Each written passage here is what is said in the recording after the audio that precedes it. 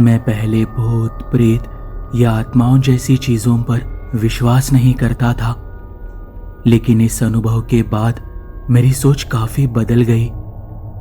यह घटना जुलाई महीने की है। उस समय हर जगह मूसलाधार बारिश हो रही थी। हमने दोस्तों के साथ घूमने जाने का प्लान बनाया था।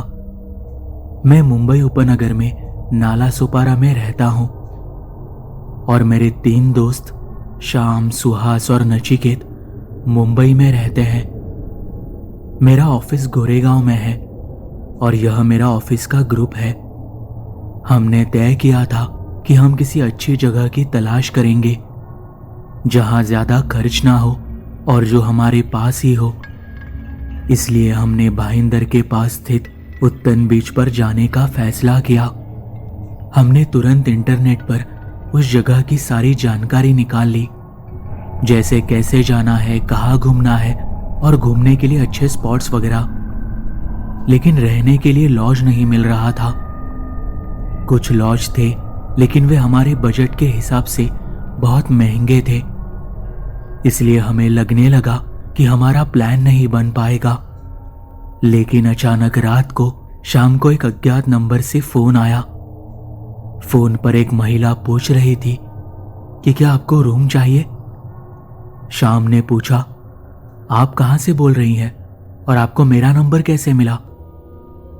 कुछ समय तक फोन पर कोई जवाब नहीं आया, इसलिए उसने कॉल काट दी। उसे लगा कि शायद कोई दोस्त मजाक कर रहा होगा। लेकिन उसी रात लगभग 12:30 बजे फिर से उसी नंबर से फोन आया। वह महिला पूछ रही थी कि क्या आप रूम बुक कर रहे हैं, नहीं तो ऐन वक्त पर रूम नहीं मिलेगा। शाम ने जब कीमत पूछी तो उसने बताया कि खाने सहित 600 रुपए लगेंगे। यह सुनकर शाम ने तुरंत ही हाँ कर दी और पता लिख लिया।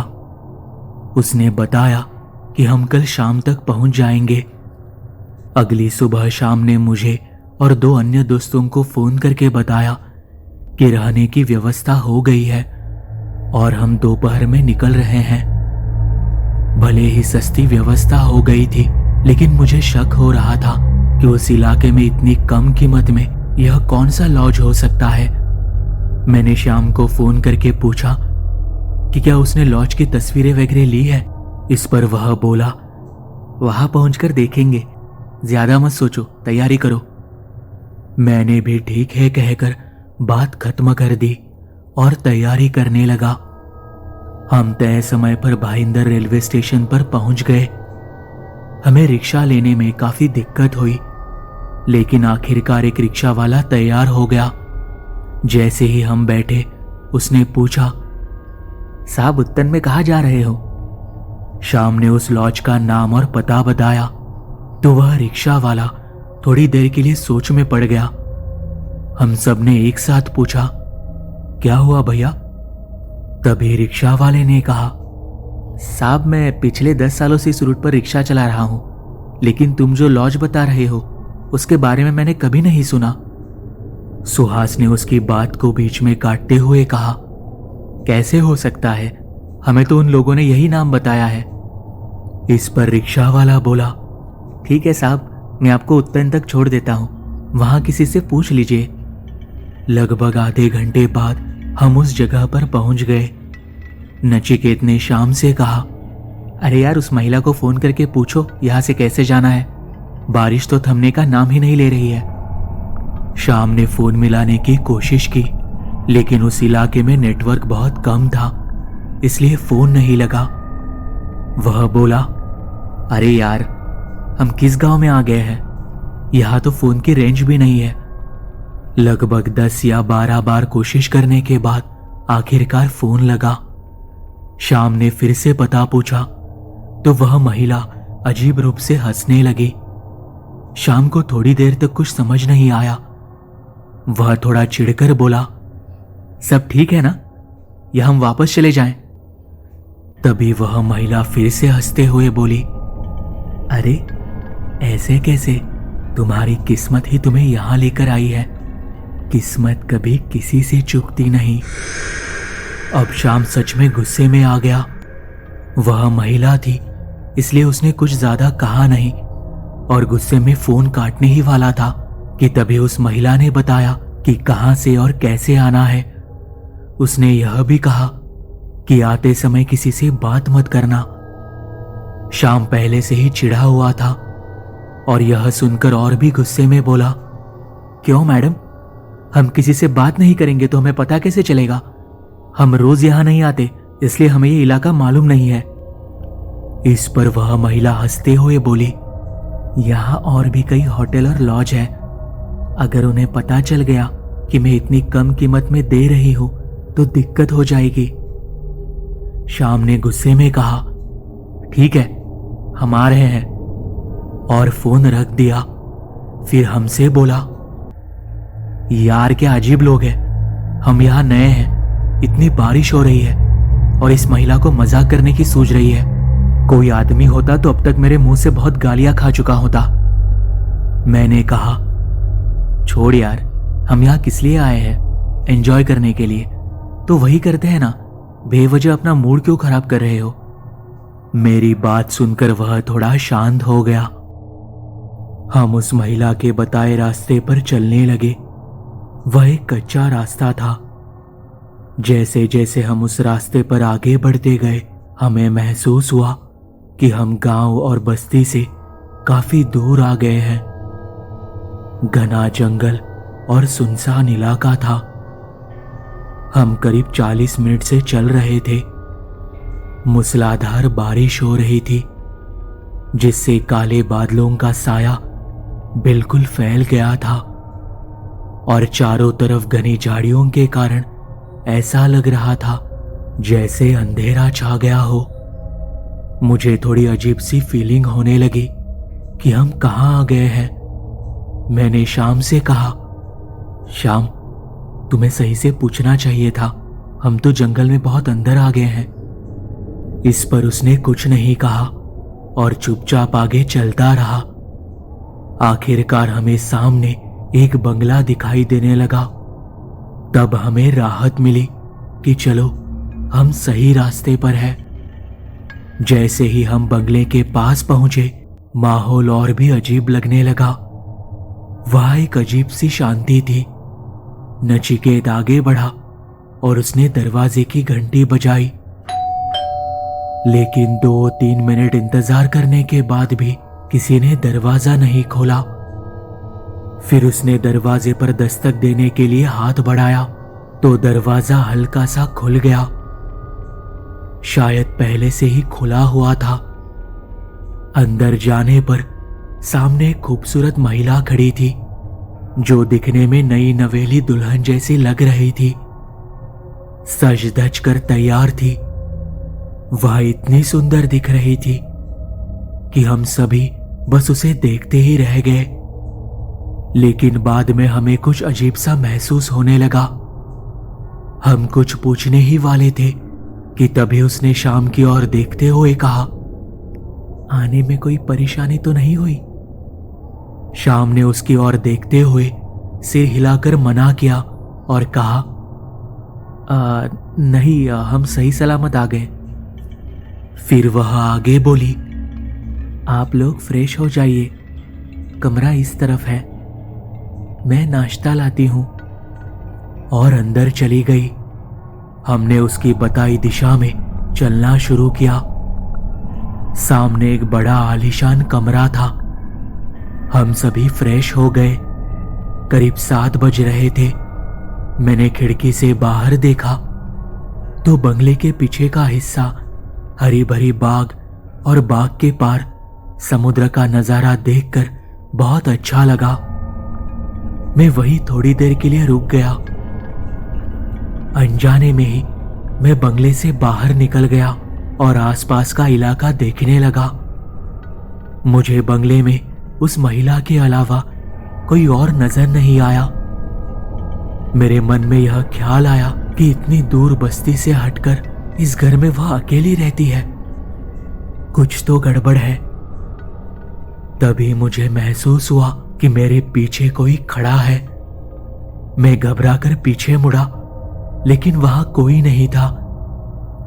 कुछ देर बाद जब मैं बंगले के कंपाउंड के पास पहुंचा तो फिर से मुझे लगा कि कोई मेरे पीछे खड़ा है। मैं मुड़ा और एक पल के लिए चौंक गया। पीछे श्याम खड़ा था। मैंने उससे पूछा, क्या भाई, ऐसी खतरनाक जगह ढूंढ निकाली है? इस पर उसने कुछ नहीं कहा और बंगले की ओर एकटक देखता रहा। मैंने फिर से पूछा, क्या हुआ, सब ठीक है ना? कब से देख रहा हूं तू बहुत शांत है, किसी से कोई नाराजगी है क्या? उसने जवाब दिया, कुछ नहीं, बंगले के कंपाउंड के बाहर मत जाना। उसकी बात थोड़ी अजीब लगी, लेकिन फिर सोचा शायद वह हमारी सुरक्षा की चिंता कर रहा होगा। मैंने उसकी बातों को नजरअंदाज किया और हम दोनों वापस बंगले के अंदर चले गए। हम सभी मस्ती के मूड में थे और बातें कर रहे थे, लेकिन श्याम काफी शांत था। कुछ तो ठीक नहीं था उसके साथ। काफी समय बीत गया, लेकिन नाश्ता अब तक नहीं आया था। तभी सुहास ने मजाक में श्याम से कहा, अरे अपनी फोन वाली से बोल नाश्ता जल्दी भिजवाने को, सबको भूख लगी है। श्याम उठा और सुहास की ओर मुड़कर गुस्से में बोला, उसका नाम सुमित्रा है, जरा इज्जत से बात कर। गुस्से से उसकी आंखें लाल हो गई। हम सब थोड़ा डर गए, क्योंकि उस महिला ने अभी तक हम में से किसी को भी अपना नाम नहीं बताया था। श्याम का यह व्यवहार सभी को अजीब लगा। हम एक दूसरे को देखने लगे और हमें समझ में आ गया कि कुछ तो गड़बड़ है। मुझे तो ऐसा लग रहा था कि यह श्याम है ही नहीं। तभी वह महिला अंदर आई, हरी साड़ी में, शरीर पर ढेर सारे गहने पहने हुए। मेरे मन में सवाल उठा कि कोई घर में इतने गहने पहनकर क्यों घूमता है। उसने हमारे सामने नाश्ता रख दिया। हम ज्यादा कुछ सोचे बिना नाश्ता करने लगे, लेकिन मैं खुद को रोक नहीं पाया और उस महिला से पूछ लिया, आपका बंगला बहुत अच्छा है, यहां कोई नौकर वगैरह नहीं है? इस पर उसने कुछ नहीं कहा और मुझे अपनी बात पर पछतावा होने लगा।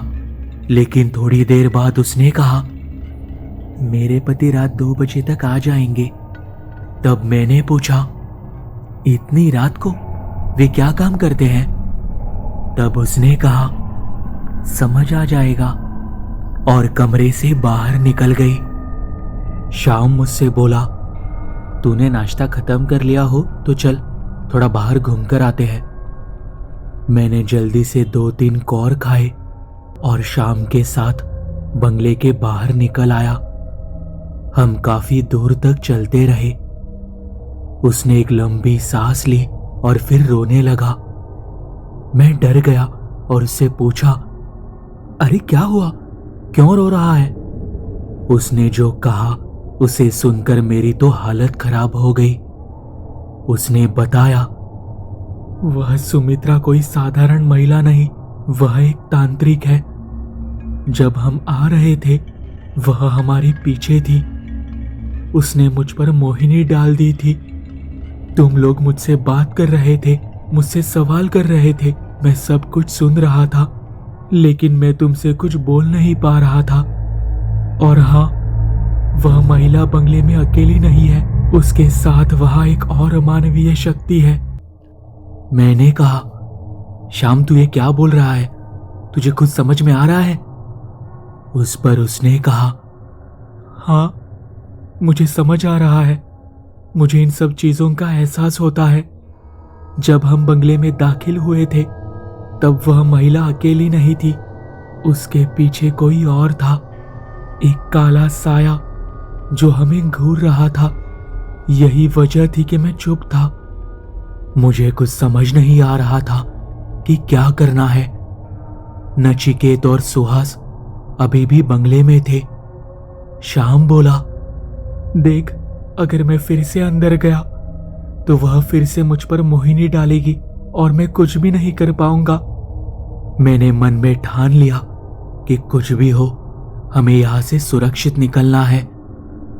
मैंने भगवान का नाम लिया और शाम को लेकर फिर से बंगले में चला गया। अंदर घुसते ही एक बदबू आने लगी, जैसे मांस सड़ रहा हो। मैं उन दोनों को बुलाने के लिए कमरे में गया, लेकिन वे दोनों वहां नहीं थे। मैं किचन की तरफ देखने गया तो दरवाजा बंद था। मैंने पीछे मुड़ने की कोशिश की, लेकिन अचानक बंद किचन से किसी चीज की आवाज आई। मैंने दरवाजे की दरार से अंदर झांकने की कोशिश की और अंदर का दृश्य देखकर मेरा दिल जोर जोर से धड़कने लगा। वही महिला, वही साड़ी, वही गहने, लेकिन अब वह एक बूढ़ी, भयानक और विकृत रूप में थी। मैं दोस्तों को बुलाने के लिए मुंह खोलना चाहता था, लेकिन डर के मारे मेरी आवाज ही नहीं निकली। तभी मुझे एहसास हुआ कि मेरे पीछे कोई खड़ा है। उस एहसास से जैसे मेरे पूरे शरीर में बिजली सी दौड़ गई। मैं पीछे मुड़ा तो श्याम खड़ा था।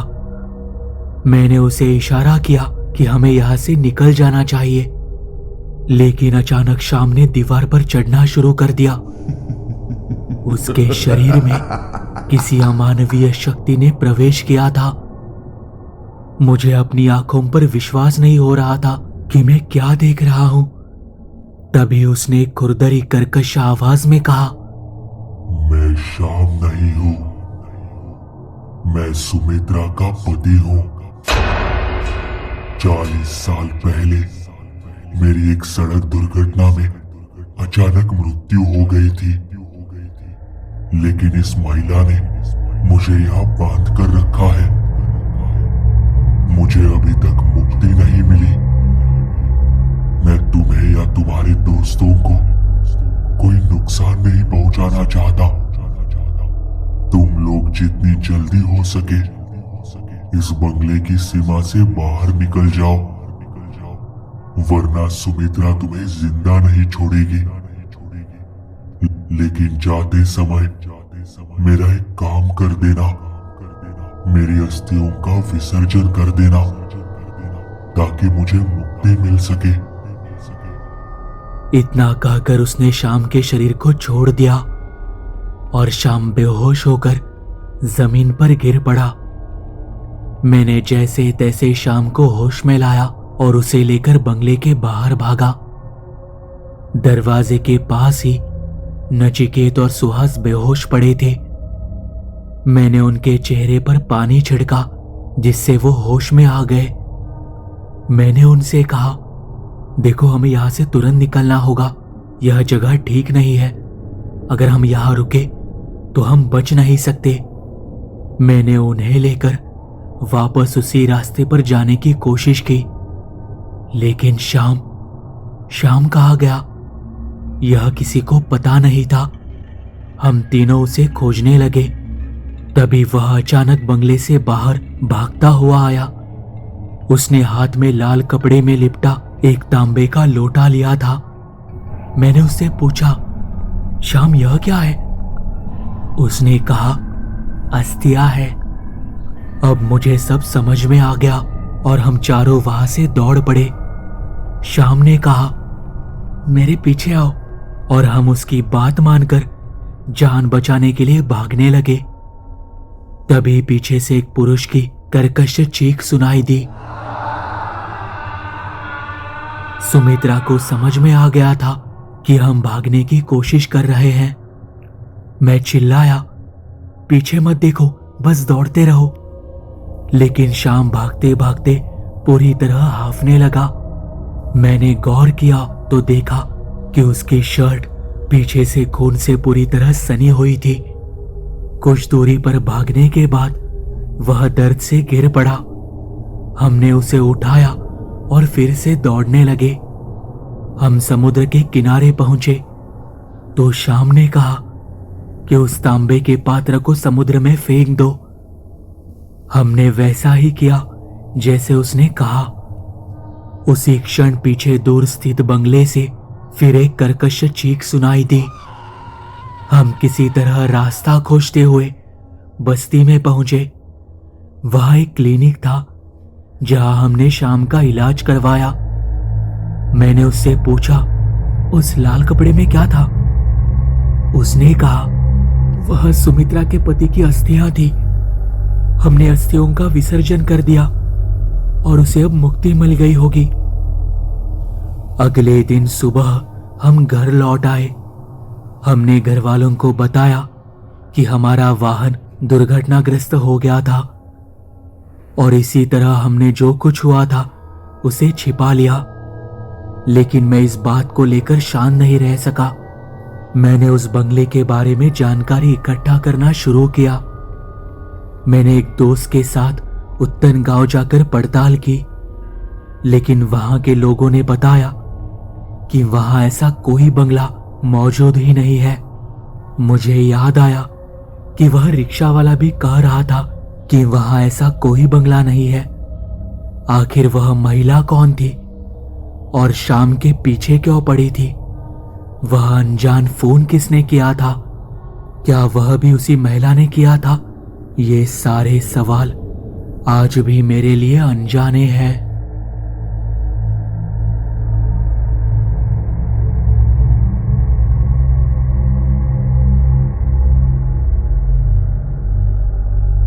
यह कथा सुनने के लिए धन्यवाद। यदि आपको यह वीडियो पसंद आई हो तो कृपया इसे लाइक और कमेंट करें। नए वीडियो की अपडेट्स के लिए हमारे चैनल बियॉन्ड फियर को सब्सक्राइब करना ना भूलें। और भी रोचक अपडेट्स के लिए हमारे सोशल मीडिया प्रोफाइल्स को ज़रूर फॉलो करें। सोशल मीडिया लिंक्स आपको वीडियो के डिस्क्रिप्शन में मिल जाएंगी।